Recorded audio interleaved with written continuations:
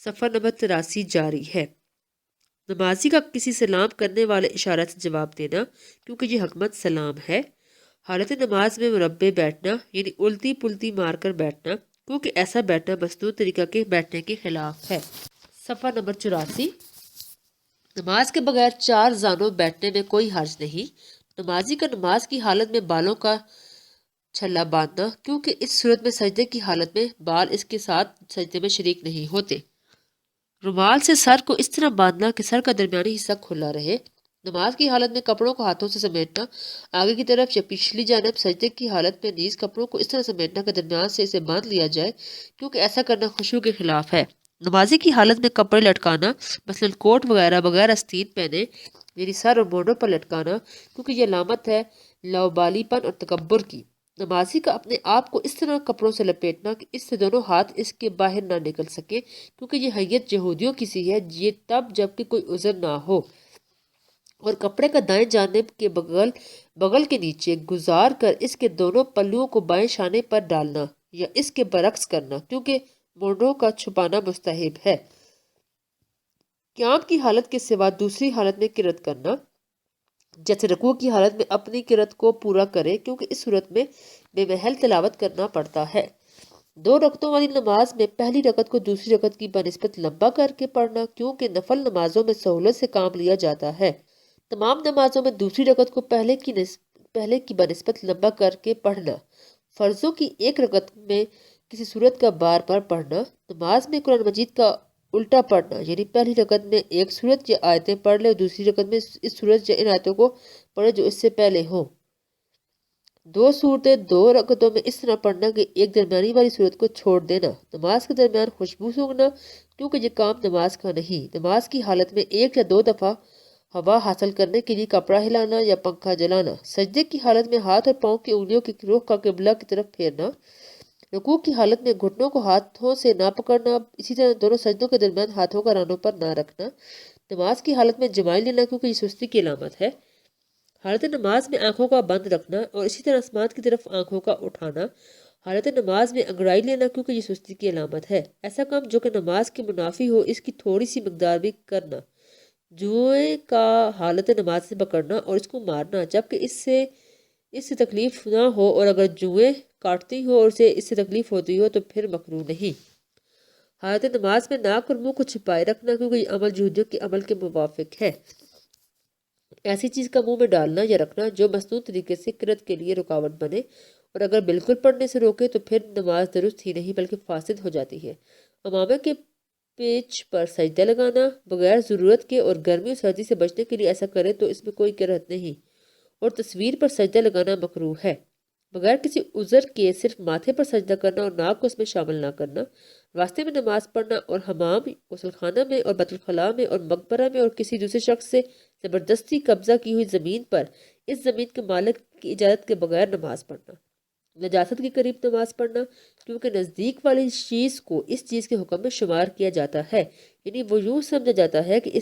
اس نے نجاست پر نماز پڑھی۔ پیشاب خانہ اور ری کو روکنے اور دبانے کی حالت میں نماز پڑھنا،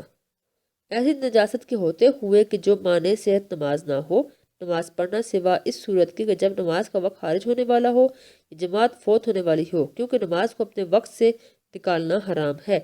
اور جماعت کے ساتھ نماز پڑھنا سنت موقدہ ہے۔ اور اگر وقت میں وسعت ہو یا جماعت کے فوت ہونے کا خطرہ نہ ہو تو پھر وضو توڑ کر دوبارہ وضو کرنا بہتر ہے۔ اور نماز میلے کچیلے اور کام کاج کے کپڑوں میں پڑھنا مکروہ ہے، یعنی ایسے کپڑے کے جن کو پہنے ہوئے مجالس اور مجامع میں شرکت کرنا پسند نہ کرتا ہو۔ تزلل اور عاجزی یک طور پر نہیں بلکہ سستی اور لاپرواہی کے باعث ننگے سر نماز پڑھنا مکروہ ہے۔ کھانا سامنے ہو اور بھوک کی وجہ سے طبیعت کھانا چاہتا ہو اور دل میں اس کی طرف متوجہ ہو۔ صفحہ نمبر 86 اور وہ خشوع میں خلل انداز ہو، ایسی حالت میں نماز پڑھنا مکروہ ہے، چاہے کہ کھانے سے فارغ ہو کر پوری دل جمی کے ساتھ نماز پڑھے۔ نمازی کا نماز کی حالت میں ہاتھ سے آیتوں اور تسبیحوں کا گننا، خواہ فرض نماز ہو یا نفلی۔ امام کے لیے مکروہ ہے کہ وہ اکیلے محراب کے اندر کھڑا نماز پڑھاتا ہو، ہاں اگر اس کے قدمین محراب سے باہر ہوں اور سجدہ محراب میں کرتا ہو تو پھر کوئی کراہت نہیں۔ تیس اگر امام کے ساتھ محراب میں ایک مقتدی بھی کھڑا ہو تب بھی کوئی کراہت نہیں۔ اسی طرح امام کا ایسے مقام پر یا ایسی زمین پر کھڑے ہو کر نماز پڑھانا مکروہ ہے جو بقدر ایک ذرائع کے اونچا ہو، اور اگر کوئی ایک مقتدی اس کے ساتھ کھڑا ہو تو پھر کراہت نہیں۔ ایسے صف کے پیچھے جس میں خالی جگہ ہو کھڑا ہو کر نماز پڑھنا مکروہ ہے، کیونکہ رسول صلی اللہ علیہ وسلم نے خالی جگہوں کے پر کرنے کا حکم دیا ہے۔ ایسے کپڑے پہن کر نماز پڑھنا جس پر ذی روح کی تصویریں ہوں مکروہ ہے، اگر یہ تصویریں اس کے سر کے اوپر ہو یا اس کے پیچھے ہو یا اس کے سامنے ہو یا پہلو کی طرف ہو تب بھی نماز پڑھنا مکروہ ہے۔ ہاں اگر وہ بہت چھوٹی تصویر ہو جو کھڑے ہونے والے کو غور کرنے کے بغیر نہ دکھائی دے رہی ہو، جیسے سقوم پر موجود تصویریں جو کہ چھوٹی چھوٹی بھی ہوتی ہیں اور ان کی پرستش بھی نہیں کی جاتی، یا ایسی بڑی ہو جن کے سر کٹے ہوئے ہوں یا غیر ذی روح تصویریں ہوں تو پھر کرت نہیں۔ نمازی کے سامنے جلتا ہوا تندور ہو یا گیٹی ہو جس میں انگارے ہوں تب نماز پڑھنا مکروہ ہے، کیونکہ اس میں مجوسیوں کے ساتھ مشابہت لازم آتی ہے، اور اگر اس کے سامنے شمع ہو یا لالٹین یا قندیل یا دیا ہو تو پھر نمازی کی نماز میں کراہت نہیں آتی، کیونکہ اس میں مجوسیوں کے ساتھ مشابہت نہیں آتی۔ نمازی کے سامنے اگر سوئے ہوئے لوگ ہوں تو نماز پڑھنا مکروہ ہے۔ درمیان نماز میں نمازی کا اپنے ماتھے کو مٹی سے پاک کرنا مکروہ ہے، کیونکہ یہ ایک عبث فعل ہے۔ نمازی کا نماز پڑھنے کے لیے کسی ایک صورت کا مخصوص کرنا کہ یہی صورت پڑھوں گا، دوسری نہیں سوائے سورہ فاتحہ کے، ایسا کرنا مکروہ ہے، کیونکہ اس صورت میں باقی قرآن کا بلا وجہ چھوٹ جانا لازم آتا ہے۔ ہاں اگر سہولت کی خاطر ایسا کرتا ہو یا تبرک کے طور پر کہ رسول اللہ صلی اللہ علیہ وسلم یہی صورت پڑھا کرتے تھے تو پھر کراہت نہیں۔ نمازی کے آگے سے کسی کے گزر جانے کا خطرہ ہو اور وہ اپنے آگے سترہ کھڑی نہ کرے تو ایسا کرنا مکروہ ہے۔ صفحہ نمبر 87۔ فصل فی اتخاذ السرۃ و دفع المار بین یدی المصلی اذا ظن مرورہ یستحب لہ ان یغرز سترۃ تکون طول ذراع فصاعدا فی غلظ الاصبع والسنۃ ان یقرب منها ویجعلها علی احد حاجبیہ لا یعمد علیہا صمدا وإن لم یجد ما ینصبہ فلا یخط خطا طولا وقالوا بالارض مثل الہلال والمستحب ترک دفع المار ورخص دفعہ بالاشارۃ او بالتسبیح وکرہ الجمع بینہما ویدفعہ برفع الصوت بالقراءۃ وتدفعہ بالاشارۃ او التصفیف بظہر اصابع الیمنی علی صفحۃ کف الیسری ولا ترفع صوتها لأنہ فتنۃ ولا یقاتل المار وما ورد بہ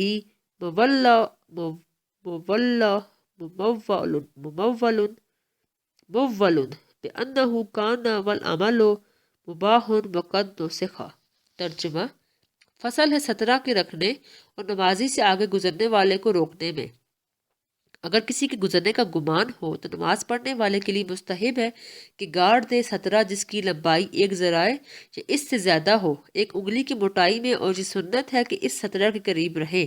اور اس کو کسی ایک ابرو کے برابر رکھے اور سیدھا اسی کی طرف رخ نہ کرے، اور اگر نصب کرنے کو کچھ نہ ملے تو ایک خط کھینچ دے لمبائی میں، اور فقہ نے کہا ہے کہ چوڑائی میں ہلال کی طرح کھینچ دے، اور مستحب ہے چھوڑ دینا روکنا گزرنے والے کا، اور اس کو روکنے کی اجازت ہے اشارہ سے یا تسبیح پڑھنے سے، اور مکروہ ہے دونوں میں جمع کرنا، یعنی اشارہ اور تسبیح، اور مرد روکے گا قرت کی آواز اونچی کرنے سے اور عورت روکے گی اشارہ سے، یا مارنے دائیں ہاتھ کی انگلیوں کی پشت کو بائیں ہاتھ کی ہتھیلی کے کنارہ پر، اور نہ اونچا کرے گی اپنی آواز کو کیونکہ یہ فتنہ ہے، اور نمازی گزرنے والے سے جنگ نہ کرے۔ اور جو حدیث وارد ہے اس کی تعویل اس طرح کی گئی ہے کہ یہ حکم جب تھا جب نماز میں عمل مباح تھا اور اب منسوخ ہو چکا ہے۔ صفحہ نمبر 88۔ توضیح: اس فصل میں سترہ اور سترہ کے کھڑا کرنے اور نمازی کے آگے سے گزرنے والے کو منع کرنے کے احکام بیان کیے جاتے ہیں۔ اگر کسی نمازی کو جہاں پر وہ نماز پڑھتا ہو یہ گمان ہو کہ میرے آگے سے لوگ گزریں گے تو اس کے لیے مستحب ہے کہ اپنے سامنے ایک ہاتھ کی لمبائی اور انگلی کی مقدار موٹائی والی لکڑی کھڑی کر کے نماز پڑھے، یہی سترہ کہلاتا ہے۔ مصنوعی طریقہ یہ ہے کہ اس لکڑی کے قریب کھڑا ہو جائے کہ سترہ عین اس کے سامنے نہ ہو بلکہ کسی ایک آبرو کی سیدھ میں ہو، اور اگر کوئی ایسی لکڑی نہ ملے تو اپنے سامنے حلالی شکل میں ارزن یا سیدھن لکیر کھینچے، اور اگر کوئی شخص اس کے آگے سے گزرتا ہو تو مستحب یہ ہے کہ گزرنے والے کو گزرنے سے نہ روکے، خواہ اس نے سترہ کھڑا کیا ہو یا نہ کیا ہو، لیکن اگر وہ اسے روکنا چاہے تو روکنے کی اجازت ہے۔ اس کی کئی ایک صورتیں ہیں، مثلا ایک گزرنے والے کو اشارہ کر کے روکے یا اونچی آواز سے تسبیح کی کہے، اور دونوں کام یعنی اشارہ کرنا اور تسبیح کہنا ایک ساتھ مکروہ ہے۔ نیز مرد اونچی آواز سے قرأت کر کے بھی اسے روک سکتا ہے، رہی عورت تو وہ گزرنے والے کو اشارہ کر کے روکے گی یا اس کو تصفیف سے روکے گی، اور وہ اس طرح کہ دائیں ہاتھ کی انگلیاں بائیں ہاتھ کی ہتھیلی کے پشت پر مارے، اور عورت بلند آواز سے قرأت کرنے اور تسبیح کے ساتھ نہ روکے کیونکہ اس میں فتنہ ہے، اس لیے ان ذرائع سے انہیں نہ روکا جائے، اور اگر گزرنے والا گزرنے سے نہ رکتا ہو تو اس کے ساتھ لڑنے نہیں، اور جو حدیث میں وارد ہے کہ اس کو زبردستی روکے تو اس کی تعویل یوں کی گئی ہے کہ یہ حکم اس وقت کا تھا جب نماز کے منافی اعمال نماز میں مباح اور جائز تھے، اب وہ حکم منسوخ ہے۔ نوٹ: نمازی کے آگے گزرنے والا وہ جو بھی ہو نمازی کی نماز میں کوئی خلل نہیں ڈال سکتا، البتہ گزرنے والا گنہگار ہوگا۔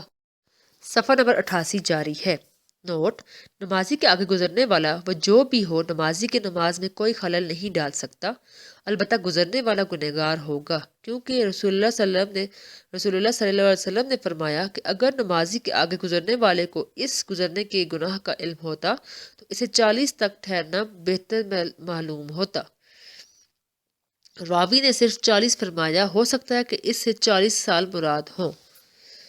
صفحہ نمبر 89 فصل فی ما لا یکرہ للمصلی لا یکرہ لہ شد الوسط ولا یقلد بسیف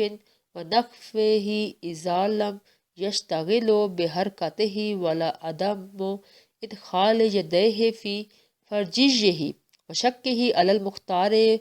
ولا توجہ لمصحف او سیف معلق او زہر قائد یتحدث او شمع او سراج علی الصحیح والسجود علی بساط فیہ تصاویر لم یسجد علیہا وقتل حیۃ واقرب خاف ازجاہما ولو بضربات وانحراف عن القبلۃ فی الازہر ولا بیس بنفس صوبہ کی لا یلتصق بجسدہ فی الرکوع ولا بمسح جبہتہ من التراب وبالحشیش بعد الفراغ من الصلاۃ ولا قبل الفراغ اذا درہ او شغلہ عن الصلاۃ ولا بالنظر بموقع عینہ من۔ ترجمہ: فصل ان چیزوں کے بیان میں جو نمازی کے لیے مکروہ نہیں ہے مکروہ نمازی کے لیے کمر بند کا باندھنا اور نہ تلوار یا ایسی کوئی چیز لٹکانا جبکہ اس کی حرکت سے دل مشغول نہ ہو، اور مکروہ نہیں داخل کرنا ہاتھوں کا فرجی ایک قسم کی عبا میں اور اس کے کھلے حصے میں راحج قول کے مطابق، اور مکروہ نہیں ہے رخ کرنا قرآن پاک یا تلوار کی طرف جو معلق ہو، یا ایسے بیٹھنے والے کی پیٹھ کی طرف جو باتوں میں مشغول ہو، یا شمع یا چراغ کی جانب صحیح قول کے مطابق، اور سجدہ ایسے فرش پر مکروہ نہیں ہے جس میں تصاویر ہوں، اس پر سجدہ نہ کیا ہو، اور قتل کرنا سانپ اور بچھو کا مکروہ نہیں جس سے ایذا کا اندیشہ ہو، خواہ کئی ضربات سے ہو اور قبلہ رخ پھر جائے۔ زیادہ ظاہر قول کے مطابق اور کوئی مذائقہ نہیں کپڑا جھٹکنے میں تاکہ نہ چمٹے جسم سے حالت رکوع میں، اور مکروہ نہیں صاف کرنا پیشانی کا مٹی یا تنکوں سے نماز سے فارغ ہونے کے بعد، اور نہ فارغ ہونے سے پہلے جب ضرر رسا ہو یا نماز سے دھیان ہٹانے والا ہو، اور مکروہ نہیں دیکھنا آنکھ کی گوشوں سے۔ صفحہ نمبر 90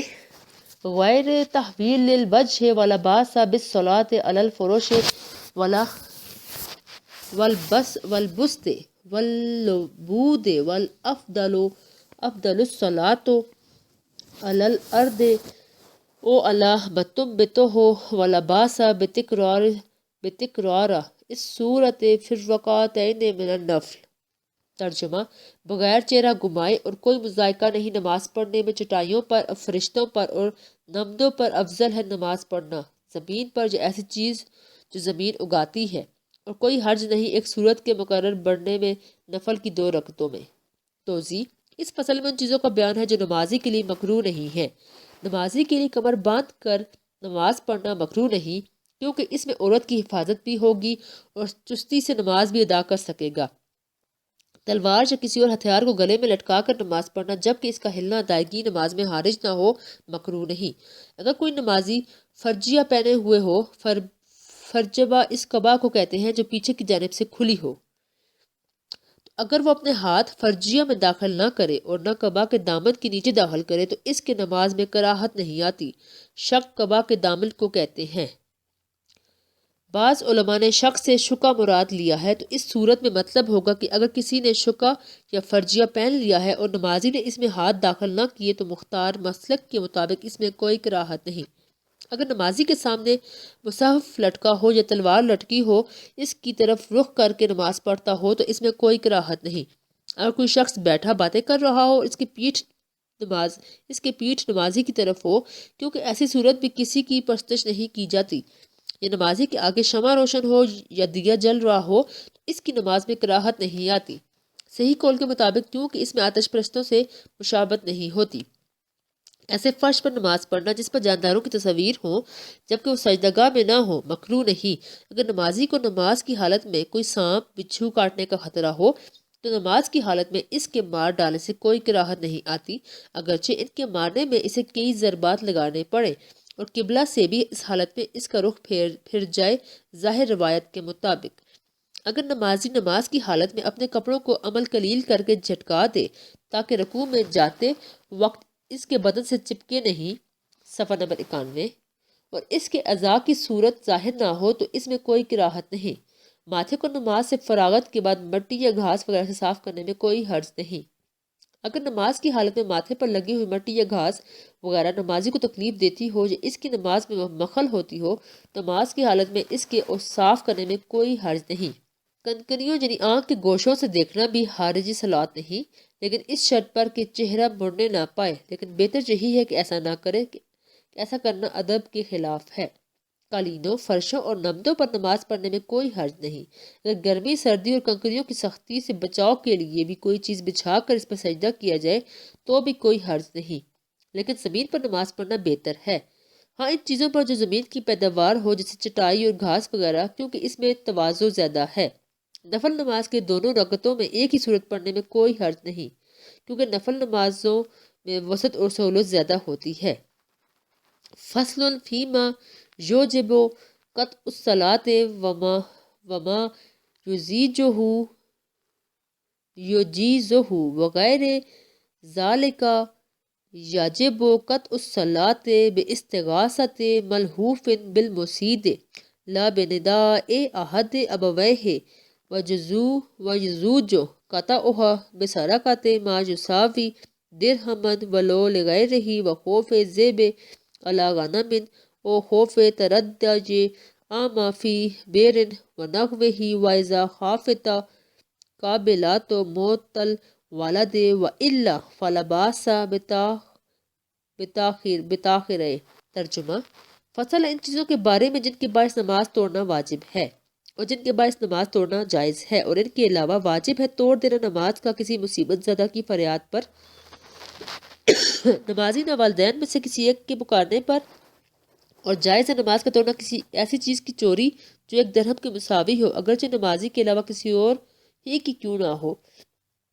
اور بھیڑیے کے بکریوں کو کھانے کا اندیشہ ہو یا اندیشہ ہو کہ اندھا کنویں میں گر جائے گا تو نماز توڑنا جائز ہے، اور جب ڈر ہو دایا کو بچے کی موت کا تو نماز توڑنا جائز ہے، ورنہ نماز کی تاخیر کرنے۔ صفحہ نمبر 92۔ الصلاۃ وتقبل علی الولد وکذا المسافر خاف من اللصوف او قطاع الطریق جاز لہ تاخیر الوقتیات وتارک الصلاۃ عمدا قصلا یضرب ضربا شدیدا حتی یسیل منہ الدم ویحبس حتی یصلیہ وکذا تارک صوم رمضان ولا یقتل الا اذا جاہد او استخف باحدہما۔ ترجمہ: اور بچے کو توجہ دینے میں کوئی حرج نہیں، اور اسی طرح مسافر جو اس کو ڈر ہو چوروں یا ڈاکوؤں سے جائز ہے اس کے لیے، وقتیہ نماز میں تاخیر کرنا اور قصداً سستی کی وجہ سے نماز ترک کرنے والا مارا جائے گا۔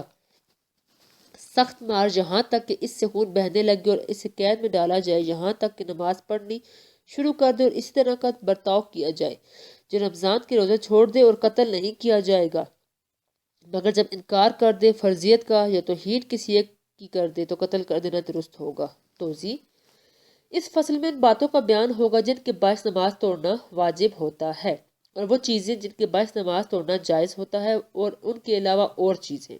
جب نمازی کو کوئی مصیبت زدہ مدد کے لیے پکارے تو اس صورت میں نماز کا توڑنا واجب ہوتا ہے، اور ماں باپ نے صرف بلایا،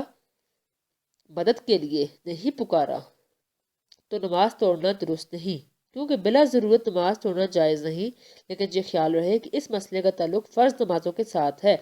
اگر کسی ایک درہم یا اس کے برابر چیز چوری ہونے کا خطرہ ہو تو اس حالت میں نماز توڑنا ضروری ہے، اگرچہ وہ نماز فرض کیوں نہ ہو، چاہے وہ چیز یا درہم خود نمازی یا کسی اور کی ہو۔ اسی طرح اگر نمازی کو یہ خطرہ پیش آئے کہ سامنے بھیڑیا آ رہا ہے اور وہ بھیڑیا بکریوں کو کھا جائے گا، صفحہ نمبر 93، یا کسی اندھے کا کسی گھڑے یا کنویں میں گرنے کا خطرہ ہو۔ اسی طرح اگر کسی دایا کو کسی بچے کے جننے کے وقت اس کے مر جانے یا اسے کسی عضو کے تلف ہونے کا خطرہ ہو اور وہ اس وقت نماز پڑھتی ہو تو نماز توڑنا واجب ہے، ورنہ نماز کے مؤخر کرنے میں کوئی حرج نہیں اور بچے کی طرف توجہ دے گی۔ اسی طرح اگر مسافر کو چوروں اور راہزنوں کو خطرہ ہو تو اس کو وقتی نماز مؤخر کر کے پڑھنا جائز ہے۔ قصداً سستی سے نماز چھوڑنے والے کو سخت مارا جائے گا یہاں تک کہ اس کے بدن سے خون بہنے لگے۔ اس کے بعد اس کو قید خانے میں ڈالا جائے گا، لیکن پھر بھی اسے چھوڑا نہیں جائے گا بلکہ اس کو نصیحت کی جائے گی اور سزا دی جائے گی یہاں تک کہ وہ نماز پڑھنے لگے یا اسی قید کی حالت میں وہ مر جائے۔ اسی طرح رمضان کے روزے سستی کے مارے نہ رکھنے والے کو بھی سخت مارا جائے گا یہاں تک کہ وہ زخمی ہو کر اس کے بدن سے خون بہنے لگے اور پھر قید خانے میں بند کیا جائے یہاں تک کہ وہ روزے رکھنے لگے یا قید ہی میں مر جائے، کیونکہ یہ انکار کے مترادف ہے۔ صرف نماز نہ پڑھنے اور روزہ نہ رکھنے پر اسے قتل نہ کیا جائے گا، بلکہ مگر جب وہ انکار کرے ان کی فرضیت کا یا نماز روزے میں سے کسی ایک کی توہین کرے۔ صفحہ نمبر 94، باب الوتر، باب ہے وتر کے بیان میں۔ الوتر واجب وہو ثلاث رکعات بتسلیمات ویقرأ فی کل رکعۃ منہ الفاتحۃ وسورۃ ویجلس علی رأس الاولیین منہ ویقتصر علی التشہد ولا یستفتح عند قیامہ للثالثۃ واذا فرغ من قراءۃ السورۃ فیہا رفع یدیہ حذاء اذنیہ ثم کبر وقنت قائما قبل الرکوع فی جمیع السنۃ ولا یقنت فی غیر الوتر والقنوت معنہ الدعاء وہو ان یقول اللہم انا نستعینک ونستہدیک ونستغفرک ونتوب الیک ونؤمن بک ونتوکل علیک ونثنی علیک الخیر کلہ نشکرک ولا نکفرک ونخلع نترک۔ ترجمہ: وتر واجب ہے، وہ 3 رکعت ہیں، ایک سلام کے ساتھ اور قرأت کرے گا اس کی ہر رکعت میں سورہ فاتحہ اور کوئی سورت، اور بیٹھے گا پہلی 2 رکعتوں کے بعد، اور اختصار کرے گا تشہد اور ثنا نہیں پڑھے گا تیسری رکعت کو کھڑے ہونے کے بعد، اور جب اس میں سورت کی قرأت سے فارغ ہو جائے اپنے دونوں ہاتھوں اپنے کانوں کے مقابل اٹھائے، پھر تکبیر کہے اور قنوت پڑھے بحالت قیام رکوع سے قبل تمام سال، یعنی ہمیشہ، اور قنوت نہیں پڑھے گا وتر کے علاوہ کسی دوسری نماز میں۔ اور قنوت کا معنی دعا ہی ہے، اور وہ یہ ہے کہ کہے اللہم انا نستعینک ونستعیذک ونستغفرک ونتوب الیک ونؤمن بک ونتوکل علیک ونثنی علیک الخیر کہ لا نشکر ولا نکفر ونخلع ونترک۔ صفحہ نمبر 95، من یفجرک اللہم ایاک نعبد ولک نصلی ونسجد والیک نسعی ونقبض ونرجو رحمتک ونخشی عذابک ان عذابک الجد بالکفار ملحق صلی اللہ علی النبی وآلہ وسلم والمؤتم یقرأ القنوت کالامام وإذ شرع الامام فی الدعاء بعد ما تقدم قال ابو یوسف رحمہ اللہ یتابعونہ ویقرؤونہ معہ وقال محمد لا یتابعونہ ولکن یؤمنون والدعاء هو هذا اللہم اہدنا بفضلک فَيَمِنْ هَدَيْتُ وَعَافِنَا فِيمَنْ عَافَيْتَ وَتَوَلَّنَا فِيمَنْ تَوَلَّيْتَ وَبَارِكْ لَنَا فِيمَا آتَيْتَ وَقِنَا شَرَّ مَا قَضَيْتَ إِنَّكَ تَقْضِي وَلَا يُقْضَى عَلَيْكَ إِنَّهُ لا يَذِلُّ من وَعَلَيْتَ وَلا يَعِزُّ من آدَيْتُ۔ ترجمہ: من يفجرك اللهم إياك نعبد ولك نصلي ونسجد وإليك نسعى ونخفض ونرجو رحمتك ونخشى عذابك إن عذابك الجد بالکفار ملحق صلی اللہ علیہ نبی علیہ وسلم۔ اور مقتدی امام کی طرح دعائے قنوت پڑھے گا، اور جب شروع کرے امام گزری ہوئی دعا کے علاوہ دوسری دعا، امام ابو یوسف رحمۃ اللہ فرماتے ہیں کہ مقتدی بھی امام کی پیروی کریں گے اور اس دعا کو اس کے ساتھ پڑھیں گے، اور امام محمد نے فرمایا کہ اس امام کی پیروی نہیں کریں گے بلکہ آمین کہیں گے۔ اور وہ دوسری دعا یہ ہے کہ اللہم آہدنا بفضلک فی من ہدیت وعافنا فی من عافیت وتولنا فی من تولیت وبارک لنا فیما آتیت وقنا شر ما قضیت انک تقضی ولا یقضی علیک ان لا یذل من والیت ولا یعز من عادیت۔ صفحہ نمبر 96۔ تبارکت ربنا وتعالیت وصلی اللہ علی سیدنا محمد وآلہ وصحبہ وسلم۔ ومن لم يحسن القنوت يقول اللهم اغفر لي 3 مرات او ربنا آتنا في الدنيا حسنة وفي الآخرة حسنة وقنا عذاب النار۔ او یا رب وإذا اقتدى بمن يقنط في الفجر قام معه في قنوته ساكتا في الأزهر ويرسل يديه في جنوبيه وإذا نسي القنوت في الوتر وتذكره في الركوع اور رفع منه لا يقنط ولو قنط بعد رفع رأسه من الركوع لا يعيد الركوع ويسجد للسهو لزوال القنوت عن محله الأصلي ولو ركع الإمام قبل فراغ المقتدي من قراءة القنوت۔ ترجمہ: تبارک ربنا وتعالیت وصلی اللہ علی سیدنا محمد وآلہ وصحبہ وسلم۔ اور جو شخص یاد نہ ہونے کی وجہ سے قنوت نہ پڑھ سکتا ہو اور پڑھے گا اللہم اغفر لی 3 دفعہ، یا یہ پڑھے ربنا آتنا فی الدنیا حسنۃ وفی الآخرۃ حسنۃ وقنا عذاب النار، یا یوں پڑھے یا رب۔ اور اگر اقتدا کرے ایسے شخص کی جو فجر کی نماز میں قنوت پڑھے کھڑا رہے اس کے ساتھ قنوت میں خاموشی کے ساتھ ظاہر قول کے مطابق، اور چھوڑ دے اپنے دونوں ہاتھ اپنے پہلو کی طرف، اور اگر وتر میں قنوت پڑھنا بھول گیا اور یاد آ گیا رکوع میں یا رکوع سے اٹھنے کے بعد تو اب قنوت نہ پڑھے، اور اگر رکوع میں سر اٹھانے کے بعد قنوت پڑھ لیا تو رکوع کا اعادہ نہیں کرے گا اور سجدہ سہو کرے گا بوجہ قنوت کے اپنے اصلی مقام سے ہٹ جانے کے باعث۔ اور اگر رکوع کر لیا امام نے مقتدی کی قنوت پڑھنے سے فارغ ہونے سے پہلے۔ صفحہ نمبر 97۔ وقبل شروعہ فیہ وخاف فوت رکوع تابع امامہ ولو ترک الامام القنوت یاتی بہل موتم ان امکنت مشارکات الامام فی الرکوع والا تابعہ ولو ادرک الامام فی الرکوع الثالثۃ من الوتر کان مدرکا للقنوت فلا یاتی بہ فیما سبق بہ ویوتر بجماعت فی رمضان فقط وصلاتہ مع الجماعت فی رمضان افضل من ادائہ منفردا آخر اللیل فی اختیار قاضی خانہ قال ہو والصحیح وصح غیرہ خلافہ۔ ترجمہ: یا اس کے قنوت شروع کرنے سے پہلے اور اسے رکوع کے فوت ہو جانے کا اندیشہ ہو تو پیروی کرے امام کی، اور اگر امام قنوت ترک کر دے تو اگر مقتدی کو امام کے ساتھ رکوع میں شرکت ممکن ہو قنوت پڑھ کر تو پڑھ لے، ورنہ امام کی مطابقت کرے۔ اور اگر مقتدی نے امام کو وتر کے تیسری رکعت کی رکوع میں پا لیا تو یہ تیسری رکعت کی طرح قنوت کا بھی پانے والا ہوگا، بس یہ سابق پڑھی ہوئی رکعات میں جنہیں مسبوق بعد میں ادا کرے گا اس کو نہیں پڑھے گا، اور صرف رمضان میں وتر جماعت کے ساتھ پڑھے گا۔ اور وتر کی نماز کا جماعت کے ساتھ پڑھنا رمضان میں زیادہ بہتر ہے بنسبت اس کے اکیلے پڑھنے کے آخر شب میں۔ قاضی خان کے اختیار کردہ قول کے مطابق فرمایا قاضی خان نے کہ یہی صحیح ہے، اور اس کے علاوہ فقہ نے اس کے برعکس کو افضل قرار دیا ہے۔ توضیح: اس باب میں وتر اور اس کے احکام کا ذکر کیا جائے گا۔ صحیح روایت کے مطابق وتر پڑھنا واجب ہے، اور وہ 3 رکعتیں ہیں جو ایک سلام کے ساتھ پڑھی جائیں گی۔ وتر کی تینوں رکعتوں میں سورہ فاتحہ اور کوئی سی سورج چند آیتیں پڑھی جائیں گی۔ صفحہ نمبر 98۔ 2 رکعتیں پڑھ کر نمازی بیٹھ جائے گا، تشہد تک پڑھنے کے بعد تیسری رکعت کے لیے کھڑا ہوگا۔ تیسری رکعت کی ابتدا میں ثنا نہیں پڑھے گا۔ جب سورہ فاتحہ اور سورت یا چند آیتیں پڑھنے سے فارغ ہو جائے تو کانوں کے سین میں دونوں ہاتھ اٹھا کر اللہ اکبر کہے گا اور رکوع میں جانے سے پہلے کھڑے ہو کر دعائے قنوت پڑھ لے گا۔ سارا سال ہی ایسا کرے گا۔ وطروں کے علاوہ دوسری نماز میں دعائے قنوت نہ پڑھے گا۔ قنوت کا ایک معنی دعا کے ہیں۔ اس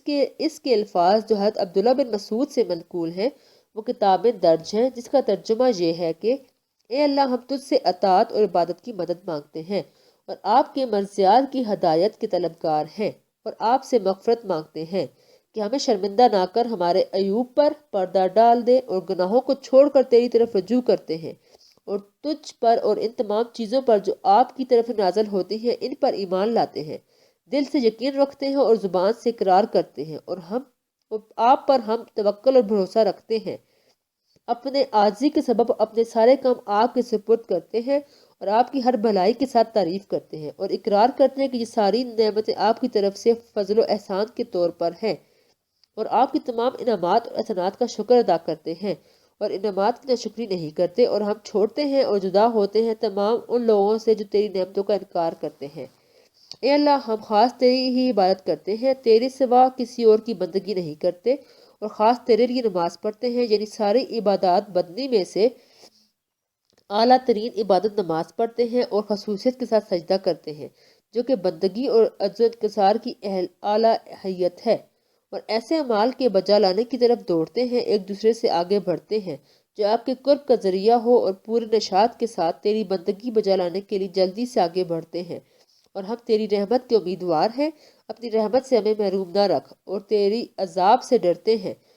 منہیات سے بچتے رہا کرتے ہیں، بے شک تیرا یقینی عذاب کافروں کو ملنے والا ہے۔ فقیہ لکھتے ہیں کہ دعائے قنوت کے بعد درود صلی اللہ علیہ نبی علیہ وسلم پڑھے۔ صحیح روایت کے مطابق مقتدی بھی امام کی طرح سرن دعائے قنوت پڑھے گا۔ ہمارے بعض فقہ نے کہا ہے کہ جب پہلی دعائے قنوت سے فارغ ہو تو آنے والی دعائے قنوت پڑھ لو۔ امام ابو یوسف فرماتے ہیں کہ مقتدی بھی امام کی مطابقت کرے گا اور امام کے ساتھ دعائے قنوت پڑھے گا۔ صفحہ نمبر 99۔ اور امام محمد فرماتے ہیں کہ مقتدی اس دعائے قنوت میں امام کی مطابقت نہیں کرے گا، یعنی نہیں پڑھے گا بلکہ آمین کہتا جائے گا، اور وہ دعائے کتاب میں لکھی ہوئی ہے جس کا ترجمہ یہ ہے کہ اے اللہ، اپنے فضل و کرم سے ہمیں ہدایت دے اور راہ راست پر لگا دے، ان لوگوں کے ساتھ جن کو تو نے ہدایت دی، یعنی ہدایت پر ثابت قدم رکھ، اور ہمیں عافیت دے ان لوگوں کے ساتھ جن کو تو نے عافیت نصیب فرمائی، اور تو ہمارا کارساز بن جا ان لوگوں کے ساتھ جن کا تو کارساز بنا، اور جو نعمتیں تو نے ہمیں عطا فرمائی ہیں ان میں برکت دے، اور ہمیں بچائے رکھ ان فیصلوں کے شر سے جو آپ کر چکے ہیں، یعنی ایسا نہ ہو کہ آپ کے فیصلوں پر بے صبری کریں اور اس پر راضی نہ ہو۔ بے شک تو جو چاہے فیصلہ کر دیتا ہے اور تیرے خلاف کوئی فیصلہ نہیں کر سکتا۔ بے شک جس کا تو والی و کارساز ہو وہ ذلیل اور رسوا نہیں ہو سکتا، اور عزت نہیں پا سکتا وہ شخص جس کا تو دشمن ہو۔ اے ہمارے رب، تو برکت والا ہے اور سب سے بلند اور برتر ہے، اور درود ہو اللہ کی طرف سے ہمارے سردار حضرت محمد صلی اللہ علیہ وسلم اور اس کی آل پر اور اس کے اصحاب پر سلامتی ہو۔ اور جو کوئی دعائے قنوت نہ پڑھ سکتا ہو وہ 3 بار اللہ مغفر لی پڑھے یا ربنا آتنا پڑھے گا، جس کا ترجمہ یہ ہے کہ اے پروردگار، ہمیں دنیا میں نیکی عطا فرما اور آخرت میں بھی نیکی عطا فرما اور دوزخ کی آگ سے بچا۔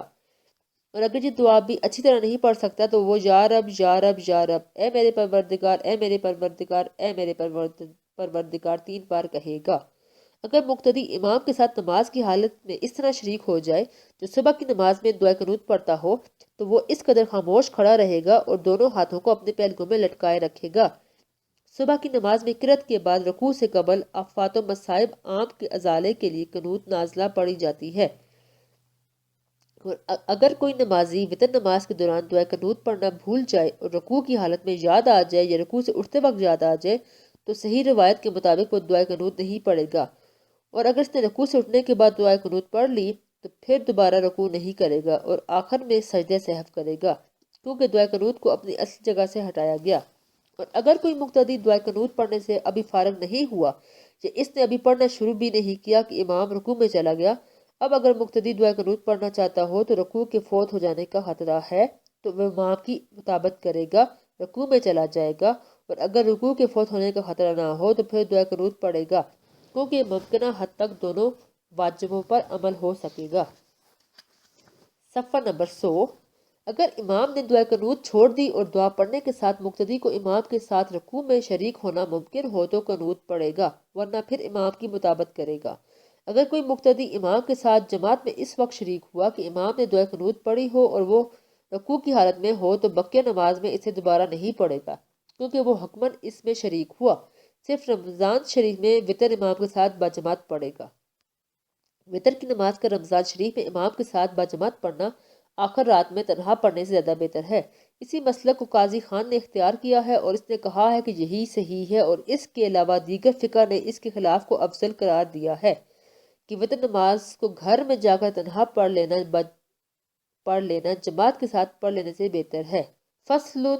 فی النوافل، فصل ہے نوافل زائد نمازوں کے بیان میں۔ سنت مؤکدۃ رکعتین قبل الفجر و رکعتین بعد الظہر و بعد المغرب و بعد العشاء و اربع قبل الظہر و قبل الجمعۃ و بعدها بتسلیمۃ و ندب اربع قبل العصر والعشاء و بعدہ و ست بعد المغرب و یقتصر فی الجلوس الاول من الرباعیات مؤکدات علی التشہد ولیات فی الثالثات بدعاء الاستفتاح بخلاف۔ ترجمہ: مسنون ہے سنت مؤکدہ 2 رکعت نماز فجر سے پہلے اور 2 رکعت بعد نماز ظہر اور بعد نماز مغرب اور بعد نماز عشاء، اور 4 رکعت ظہر سے پہلے اور نماز جمعہ سے پہلے، اور بعد میں ایک سلام کے ساتھ، اور مستحب ہے 4 رکعت عصر اور عشاء سے پہلے اور بعد عشاء، اور 6 رکعت بعد مغرب کے، اور اکتفا کرے گا قاعدہ اولیٰ میں 4 رکعت سنت مؤکدہ میں صرف تشہد پر، اور نہیں پڑھے گا دعا استفتاح ثنا تیسری رکعت میں بخلاف مستحب نماز کے۔ صفحہ نمبر 101۔ المندوبۃ وَإِذَا صَلَّى نَافِلَةً أَكْثَرَ مِن رَكْعَتَيْنِ وَلَمْ يَجْلِسْ إِلَّا فِي آخِرِهَا صَحَّ اسْتِحْسَانًا لِأَنَّهَا صَارَتْ صَلَاةً وَاحِدَةً وَفِيهَا الْفَرْضُ الْجُلُوسُ آخِرَهَا وَكُرِهَ الزِّيَادَةُ عَلَى 4 بِتَسْلِيمَاتٍ فِي النَّهَارِ وَعَلَى 8 لَيْلًا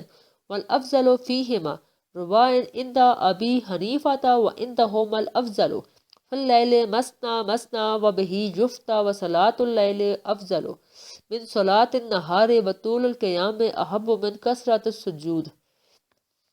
ترجمہ: اور اگر نفل نماز 2 رکعت سے زیادہ پڑھ لی اور قاعدہ نہ کیا مگر صرف آخر میں صحیح ہوگی نماز استحسانہ، کیونکہ وہ گویا ایک نماز ہو گئی، اور اس میں 4 رکعت والی نفل نماز میں فرض قاعدہ اخیر ہے، اور مکروہ ہے زیادہ 4 رکعت پر ایک سلام سے دن میں، اور 8 رکعت پر رات میں، اور دن اور رات میں افضل 4 رکعت ہیں۔ ابو حنیفہ کے نزدیک اور امام ابو محمد یوسف کے نزدیک رات میں 2 رکعت ایک سلام سے ہیں، اور اسی پر فتویٰ ہے، اور نماز شب رات کو نوافل پڑھنا بہتر ہے دن کے نماز سے، اور قیام لمبا کرنا زیادہ پسند ہے سجدوں کی زیادتی تعداد رکعت سے۔ توضیح: اس فصل میں فرض اور واجب نمازوں کے علاوہ دیگر زائد نمازوں کے مسائل بیان کیے جائیں گے۔ صبح کے 2 فرض رکعتوں سے پہلے 2 سنتیں پڑھنا سنت مؤکدہ ہیں۔ نماز ظہر کے فرضوں کے بعد اور مغرب کی فرضوں کے بعد اور عشاء کی فرضوں کے بعد 2 رکعتیں سنت مؤکدہ ہیں، اور جمعہ کی فرض نماز سے پہلے 4 رکعتیں پڑھنا اور اسی طرح فرض نماز کے بعد 4 رکعتیں ایک سلام کے ساتھ پڑھنا سنت ہے۔ عصر کی نماز سے پہلے 4 رکعتیں پڑھنا اور نیز عشاء کی فرض نماز سے پہلے 4 رکعتیں پڑھنا صفحہ نمبر 102 مستحب ہیں، یعنی سنت زائدہ ہیں جو حکم میں نفل کے برابر ہیں، اور مغرب کی نماز کے بعد 6 رکعتیں پڑھنا مستحب ہے، جسے عام طور پر صلاۃ وابین کہتے ہیں، یعنی اس کی برکت سے ان کو ان لوگوں میں لکھا جائے گا جو گناہ کرنے کے بعد توبہ کی طرف رجوع کرتے ہیں۔ جو 4 رکعتیں سنت مؤکدہ ہیں، مثلا نماز جمعہ اور نماز ظہر سے پہلے، ان میں نمازی قاعدہ اولیٰ میں بیٹھ کر صرف تشہد تک پڑھ کر دوسرے شفع کے ادا کرنے کے لیے جب اٹھ کھڑا ہوگا تو تیسری رکعت میں ثنا نہیں پڑھے گا، اور چوتھی رکعت میں جب قاعدہ اخیر کے لیے بیٹھے گا تو تشہد کے ساتھ درود بھی پڑھے گا اور نماز ختم کرے گا۔ اور نفلی 4 رکعتی نماز میں اگر کوئی نمازی قاعدہ اولیٰ پر نہیں بیٹھا اور صرف قاعدہ اخیر پر بیٹھ گیا تو اس کی نماز خلاف قیاس استحساناً صحیح ہوگی، کیونکہ یہ ایک ہی نماز شمار ہوگی۔ نفل نمازیں جس طرح 2 رکعتیں پڑھنا مشروع ہیں اسی طرح 4 رکعتیں پڑھنا بھی مشروع ہیں۔ نمازی اگر 4 رکعت والی مستحب نماز پڑھتا ہو تو جب قاعدہ اولا سے اٹھ کھڑا ہو تو وہ ثنا بھی پڑھے گا اور اعوذ باللہ بھی۔ یہی متاخرین فقہ سے منقول ہے۔ دن کے وقت نفلی نماز ایک سلام کے ساتھ 4 رکعت سے زیادہ پڑھنا مکروہ ہے اور رات کے وقت 8 رکعتوں سے زیادہ پڑھنا مکروہ ہے۔ امام ابو حنیفہ کے نزدیک 4 رکعتیں ایک سلام سے پڑھنا افضل ہے خواہ دن ہو یا رات، اور صاحبین کے نزدیک رات کے وقت نفل نماز 2 رکعتیں پڑھنا بہتر ہے۔ فتویٰ صاحبین کے قول پر ہے۔ رات کے وقت نفلی نماز پڑھنا اور خصوصاً رات کے آخری حصہ میں دن میں نفلی نماز پڑھنے سے بہتر ہے۔ دن کے اور رات کی نمازوں میں قیام کو لمبا کرنا سجدوں کی زیادتی سے یعنی زیادہ رکعتیں پڑھنے سے بہتر ہے۔ فصل فی تحیۃ المسجد و صلاۃ الضحیٰ و ایجاء اللجال سنہ تحیۃ المسجد برکعتین قبل الجلوس وداء الفرض جنوب عنہا وکل صلاۃ ادعاہا عند دخول بلا نیات۔ ترجمہ: فصل ہے تحیۃ المسجد اور نماز چاشت اور راتوں کے زندہ کرنے کے بیان میں۔ مسنون ہے تحیۃ المسجد پڑھنا 2 رکعت بیٹھنے سے پہلے اور فرض نماز کی ادائیگی اس کے قائم مقام بنتا ہے، اور ہر وہ نماز جو مسجد میں داخل ہوتے وقت ادا کی جائے بغیر تحیۃ المسجد۔ صفحہ نمبر 103۔ نیت التحیۃ وندب رکعتان بعد الوضوء قبل جفافہ واربع فصاعدا فی الضحیٰ وندب صلاۃ اللیل وصلاۃ الاستخارۃ وصلاۃ الحاجات وندب اخشاء ولجال العشر ذی الحجۃ ولیل النصف من شعبان ویکرہ الاجتماع علی احیاء لیلۃ من ہذہ اللیال فی المساجد۔ ترجمہ: بغیر تحیۃ المسجد کی نیت کے اور مستحب ہے 2 رکعت پڑھنا وضو کے بعد وضو کے خشک ہونے سے پہلے اور 4 رکعت یا اس سے زیادہ چاشت کے وقت، اور مستحب ہے رمضان نماز استخارہ اور نماز حاجت، اور مستحب ہے رمضان اور 10 ذی الحجات کی راتوں کی اور شعبان کے نصف کی رات 15ویں رات، اور مکروہ ہے جمع ہونا مذکورہ راتوں میں سے کسی رات کی بیداری کے لیے مساجد میں۔ توضیح: اس فصل میں تحیۃ المسجد اور چاشت کی نماز اور شب بیداری کے بارے میں مسائل بیان کیے جائیں گے۔ تحیۃ المسجد یعنی مسجد میں آنے کی توفیق الہی ملنے پر شکر کی نماز۔ توفیق الہی ملنے پر شکر کی نماز: جب کوئی نمازی مسجد میں داخل ہو تو مسجد میں بیٹھنے سے پہلے 2 رکعتیں پڑھنا مسنون ہے، اور اگر مسجد میں آتے ہی اس نے فرض نماز پڑھی تو یہ بھی اس کے قائم مقام ہو جائے گی، اور اسی طرح وقتی فرض نماز کی بجائے تحیۃ المسجد کی نیت کے بغیر جو نماز بھی پڑھے تو وہ بھی اس کے قائم مقام ہو جاتی ہے اور ثواب کا مستحق ہو جاتا ہے۔ تحیۃ الوضو یعنی وضو کرنے کی توفیق الہی ملنے پر شکریہ کی نماز: جب کوئی نمازی وضو کرے تو اعضاء کے خشک ہونے سے پہلے 2 رکعتیں پڑھنا مستحب ہے۔ صلاۃ الضحیٰ چاش کی نماز سورج کے نکلنے اور اس کی روشنی کے صاف ہونے کے بعد اور زوال سے پہلے 4 یا اس سے زائد رکعتیں پڑھنا مستحب ہے۔ اس کا مستحب بخش یہ ہے کہ دن کا چوتھائی حصہ گزر جائے۔ صلاۃ اللیل رات کی نماز یعنی تہجد کی نماز۔ رات کے وقت اور خصوصاً رات کے آخری حصہ میں نفل نماز پڑھنا مستحب ہے، کم از کم 2 رکعتیں اور زیادہ سے زیادہ 8 رکعتیں۔ صفحہ نمبر 104۔ صلاۃ استخارہ طلب خیر کی نماز: جب کسی شخص کو کوئی مشکل درپیش ہو اور وہ اس میں متردد ہو کہ یہ کیا کرے تو اس کے لیے مستحب طریقہ یہ ہے کہ اس کام میں خدا سے مشورہ لے، اور اس کا طریقہ یہ ہے کہ پہلے 2 رکعت نماز پڑھے، پہلی رکعت میں سورہ کافرون اور دوسری رکعت میں سورہ اخلاص پڑھے، اور پھر خوب توجہ کے ساتھ دعا استخارہ پڑھے۔ اس کام کا دھیان کرے جس کے لیے مستخارہ کر رہا ہے، اور اس کے بعد پاک بستر پر قبلہ رخ باوضو حالت میں سو جائے، تو نیند کے دوران یا سونے سے اٹھنے کے بعد جس طرف اس کا دھیان جاتا ہو اور شرح صدر ہو تو اس سے اللہ تعالیٰ کا مشورہ سمجھ کر اس پر عمل کرے۔ اگر ایک بار سے شرح صدر نہیں ہوا تو چاہیے 7 بار اسے دہرائے۔ نماز استخارہ کی دعا یہ ہے: اللہم انی استخیرک بعلمک و استقدر بقدرتک و اسألک من فضلک العظیم فنک تقدر ولا اقدر وتعلم ولا اعلم انت علام الغیوب اللہم ان کنت تعلم ان ھذا الامر۔ یہاں سے اپنے کام کا دھیان کرے۔ خیر لی فی دینی و معاشی واقبات امری و آجل امری لی و اجلہ وامرہ لی و یسر لی ثم بارک لی فیہ و ان کنت تعلم ان ھذا الامر۔ یہاں پر بھی اپنے کام کا دھیان کرے۔ شر لی فی دینی و معاشی واقبات امری و آجل امری و آجلہ فاصرفہ عنی واصرفنی عنہ واقدر لی لیجل خیر حیث کان سمردنی بہی صلاۃ الحاجات، جب کسی شخص کو کوئی ایسی صورت پیش آئے جس کا تعلق اللہ سے ہو یا کسی انسان سے ہو تو مستحب ہے کہ پہلے اچھی طرح وضو بنائے، پھر 2 رکعتیں پڑھے، پھر اللہ تعالیٰ کی حمد و ثنا بیان کر کے اور پھر رسول اللہ صلی اللہ علیہ وسلم پر درود بھیجے، پھر یہ دعا پڑھے: لا الہ الا الحلیم الکریم و سبحان اللہ رب العرش العظیم الحمدللہ رب العالمین اسألک موجبات رحمتک و عزائم مغفرتک والغنیمت من کل بر والسلامت من کل اسم لا تدعو لی ذنبا الا غفرتہ